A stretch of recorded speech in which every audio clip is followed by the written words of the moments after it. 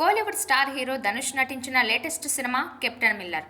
Director Arun Matheswaran దర్శకత్వం వహించిన ఈ సినిమాలో ప్రియాంక మోహన్, యోగిబాబు, శివరాజ్ కుమార్ కీలక పాత్రలు పోషించారు. తమిళంలో సంక్రాంతి కానుకగా ఈరోజు విడుదలైంది ఈ సినిమా. కానీ తెలుగులో మాత్రం విడుదల కాలేదు. ఎందుకంటే ఈసారి సంక్రాంతికి తెలుగులోనే చాలా ఎక్కువ సినిమాలు విడుదల కావడమే. దీంతో ఈ చిత్రాన్ని తెలుగులో రిలీజ్ చేయకుండా కేవలం తమిళంలో మాత్రమే విడుదల చేశారు. జనవరి 12వ తేదీన విడుదలైన ఈ సినిమాకు ఉదయం నుంచి పాజిటివ్ రెస్పాన్స్ వస్తోంది.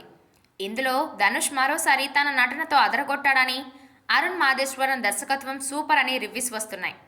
ఈ క్రమంలోనే ఈ మూవీని తెలుగులోనూ రిలీజ్ చేయనున్నట్టు అనౌన్స్ చేశారు మేకర్స్.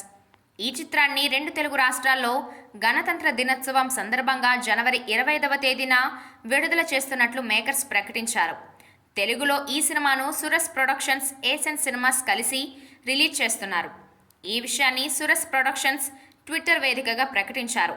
ఇక మరోవైపు అదే రోజున బాలీవుడ్ స్టార్ హీరో హృతిక్ రోషన్ నటించిన ఫైటర్ 3 కూడా రిలీజ్ కాబోతుంది. కానీ సౌత్ ఇండస్ట్రీలో ధనుష్కు క్రేజ్ ఎక్కువగా ఉండడంతో ఈసారి తెలుగు రాష్ట్రాల్లో కెప్టెన్ మిల్లర్ సినిమాకు మంచి రెస్పాన్స్ రావడం విశేషం.